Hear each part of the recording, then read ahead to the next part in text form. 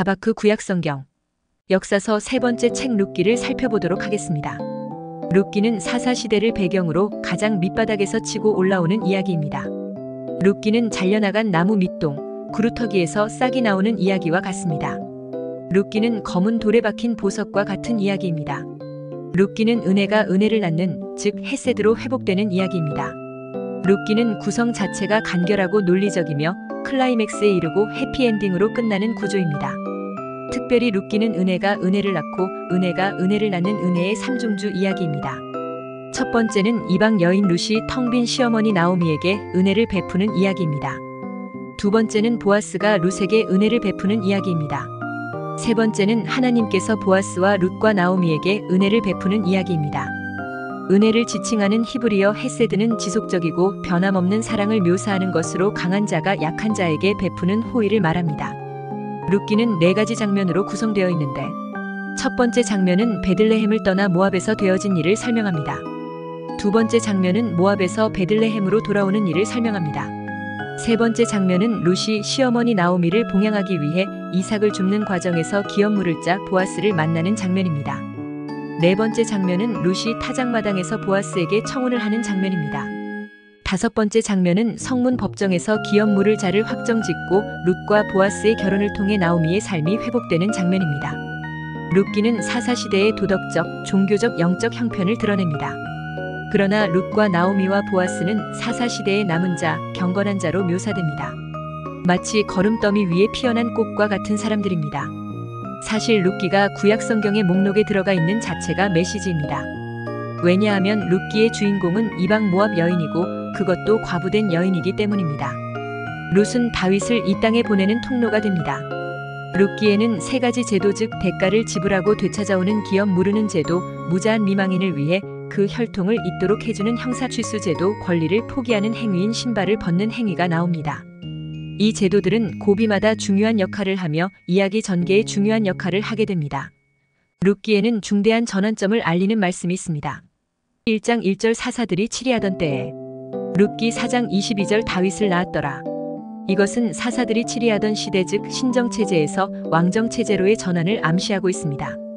이와 같이 룻기는 신정에서 왕정으로 넘어가는 가교 역할을 하는 것입니다.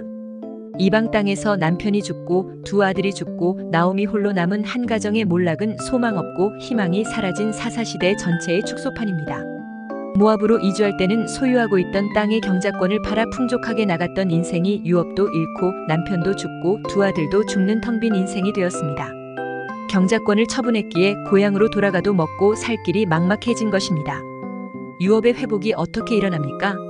룻기 1장 6절 여호와께서 자기 백성을 돌보시사 그들에게 양식을 주셨다 함을 듣고, 룻기의 첫 번째 키워드가 돌보시사라는 말씀입니다.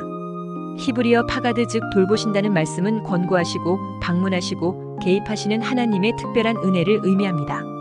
하나님께서 돌보시는 순간 텅 빔에서 채움으로, 기근에서 풍년으로, 심판에서 축복으로, 죽음에서 생명으로, 이방인이 하나님 나라 백성으로, 기구한 여인이 예수님의 족보에 오르는 축복의 여인으로 반전이 일어납니다. 우리 하나님은 반전과 회복의 하나님이십니다. 이와 같이 룻기는 돌보시는 하나님에 의한 인생 반전의 성경입니다. 룻기의 두 번째 키워드는 룻기 1장에 11번 반복되는 돌아가다 라는 말씀입니다. 히브리어 슈브는 여호와께 돌아간다는 뜻입니다. 회복으로 가는 첫 발걸음은 여호와 하나님께로 돌아가는 것입니다. 룻기의 세 번째 키워드는 룻기 1장 14절 붙줬다라는 말씀입니다. 히브리어 다바크는 착 달라붙다는 뜻을 가지고 있습니다. 룻이 시어머니 나오미를 붙쫓은 것은 그 동기가 순전히 신앙적으로 하나님을 자기 하나님으로 삼고자 하는 믿음의 결단이요, 동시에 구속의 은총에 대한 충성인 것입니다. 시어머니를 통해 하나님을 만난 룻이 천추의 고전적 명언을 남깁니다. 내게 어머니를 떠나며 어머니를 따르지 말고 돌아가라, 강권하지 마옵소서. 어머니께서 가시는 곳에 나도 가고 어머니께서 머무시는 곳에서 나도 머물겠나이다. 어머니의 백성이 나의 백성이 되고 어머니의 하나님이 나의 하나님이 되시리니. 룻기의 네 번째 키워드는 룻기 2장 3절 우연이라는 말씀과 2장 4절 마침이라는 말씀입니다. 여기 우연히와 마침은 하나님께서 치밀하게 계획하신 섭리를 의미합니다. 룻이 이삭을 줍다가 우연히 보아스의 타작마당으로 들어갔고 그때 마침 룻과 보아스가 극적으로 만나게 됩니다.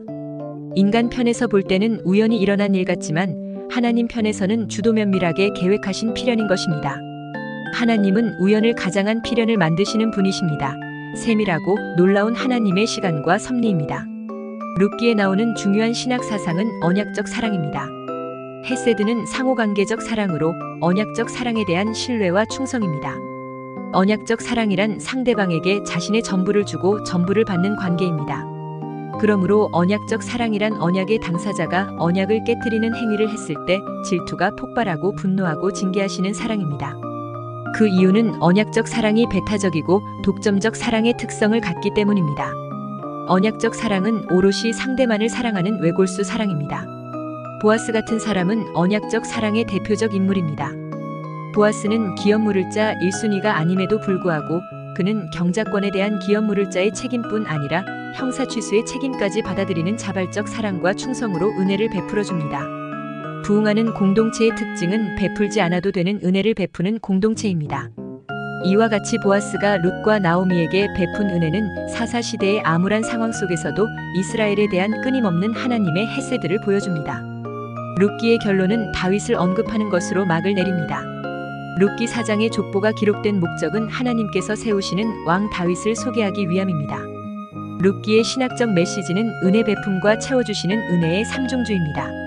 룻이 텅 빈 나오미에게 베풀지 않아도 되는 은혜를 베풀고 보아스 또한 룻과 나오미에게 베풀지 않아도 되는 은혜를 베풀어줍니다.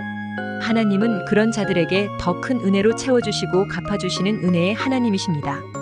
하나님의 구원 역사는 죄인들을 선택하사 그들을 구원하시고 그들을 축복의 통로, 은혜 베품의 통로로 사용하십니다. 인간이 실패한 자리에서 하나님은 구속을 완성하십니다. 룻기는 축복의 통로로 살아야 할 우리에게 묻습니다. 나는 베풀지 않아도 되는 은혜를 베푸는 자로 살아가고 있는가? 감사합니다.